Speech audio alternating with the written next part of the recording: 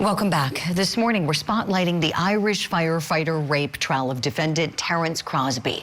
His defense attorneys are speaking out this morning after the jury returned a verdict of guilty. What say you, Mr. Foreperson, as to indictment number 2024-00244, offense 001, rape? Is the defendant not guilty or guilty? Guilty. I want to welcome Terence Crosbie's defense attorneys in now, Daniel Riley and Patrick Garrity. Good morning to you, gentlemen, and thank you so much for coming on the program.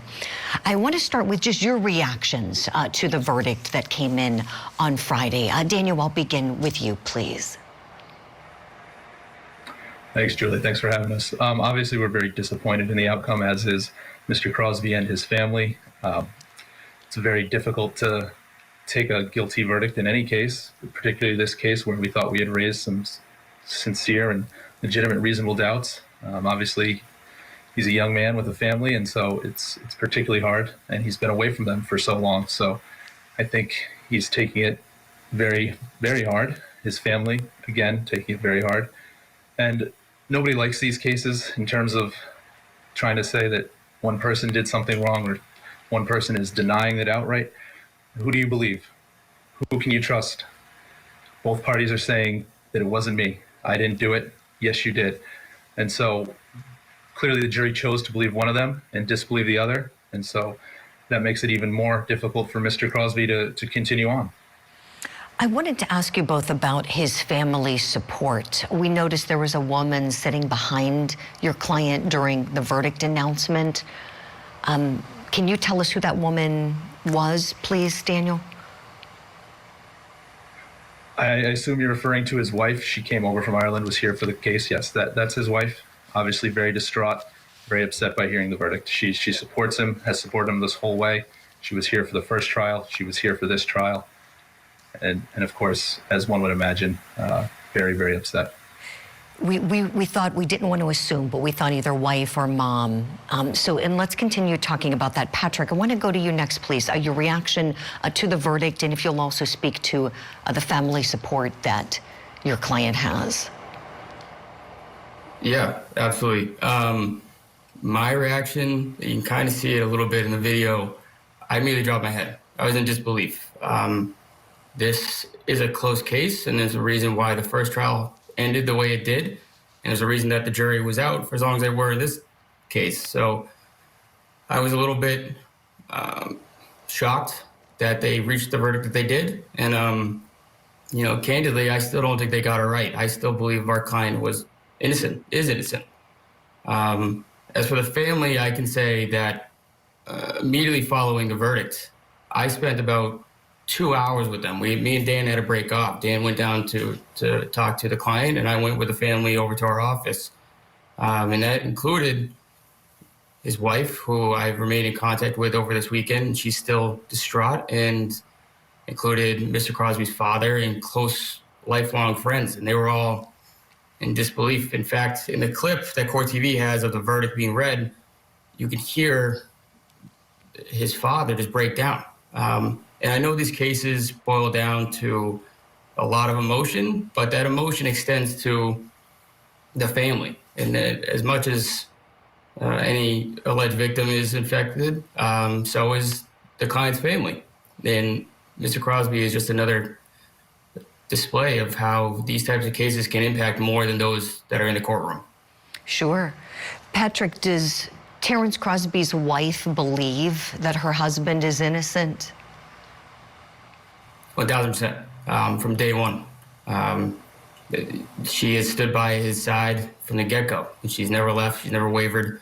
And she's still continuing to fight regardless of the fact that the jury returned the verdict that they did. She is still fully by his side.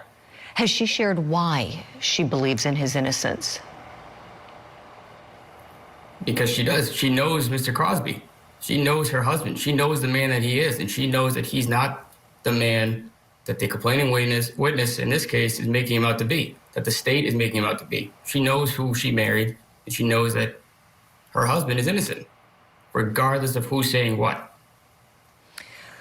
Well, she also now knows, sadly, that he cheated because of the surveillance video shown from him at the bar, snuggling up to another woman. So does she really know him after seeing that? Yes. I don't, candidly, kissing a woman at a bar is different than being a rapist. It's night and day. It's not the same thing. And to full disclosure, she was aware of that before the video even came out at the first trial, because he told her. She knows her husband. They have a very good relationship, and that's why she's remained loyal to him from day one and remains loyal to him now. So yes, she does know him. Let's talk a little bit about what's going to happen this week when your client is sentenced. A maximum of 20 years is the penalty in the Commonwealth of Massachusetts for the crime of rape. Daniel, let me go to you on this one, please. What's going to be the position for you in terms of what you're going to ask the court for and why? Well, without giving too much away, Julie, I think in part it depends upon how the judge views it, as whether it's a guidelines type sentence. If the Commonwealth is going to be asking for an above guideline sentence, certainly we'd be asking for what we feel is the lowest reasonable sentence we can ask of Judge Wall. And for a number of reasons, certainly Mr. Crosbie has already spent a good amount of time being held. He is a dedicated and long-time public servant, serving as a firefighter, serving as a paramedic. He has no prior criminal record.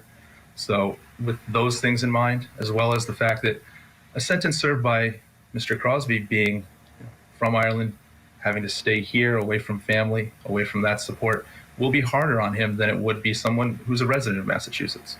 And so for all those reasons, we'll be asking for a lower sentence than perhaps the guidelines, and certainly lower than what I expect the Commonwealth to ask for. Can you tell us off the top of your head what kind of guideline range you're thinking about? Or are you thinking about something, like 2 to 5, 5 to 10, just to kind of give us an idea of where you are with the recommendation? I imagine that this is going to be seen as perhaps a 5 to 7 on the guidelines in terms of years, that is. We would likely be asking for something along the lines of 2 to 4 or 3 to 5, and that I expect will be in contrast to the government, the Commonwealth, that is, asking for perhaps 7 to 8 or more. Sure, understood. Was there any plea offer in this case ahead of trial, Patrick? Any plea offer extended by the Commonwealth? No, there never was one. But even if there was, our client was never interested in taking one because he's innocent. And he maintained that posture from the get-go. He never was interested in pleading out. He was very interested in going to trial and fighting these allegations because he has said from day one he did not do this.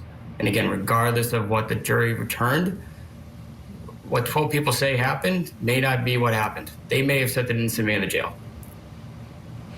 And I want to clarify something for our viewers, because we did not broadcast his first trial. So I want to make sure, did you both represent him in the first case as well? You did? You did. Okay. And so just to clarify, Patrick, before the first trial even, was there ever any offer then, before the mistrial? No, there was never an offer before the first trial, before this trial, or at any point. And again, he was never interested in taking one, ever. And were these the same prosecutors, the same team that you were up against the second time? Yes, it was all the same players, except for the judge. We had a different judge in the first trial, and we have another judge in the second trial. But other than that, everybody was the same. Gotcha. So tell me, in addition to the sentencing, which I know you're prepared to undertake that this week, will there be an appeal that you'll be taking, Daniel? There will be an appeal. We'll file our notice of appeal likely just after sentencing on Thursday. And I know I've been in touch with Mr. Crosbie's wife. She's already asking for recommendations and looking into potential representation for that. Okay, well, we will leave it there for now. But Daniel Riley, Patrick Garrity, thank you both very much for taking the time to come on the show and explain all of this to us. We'll see you later this week at sentencing.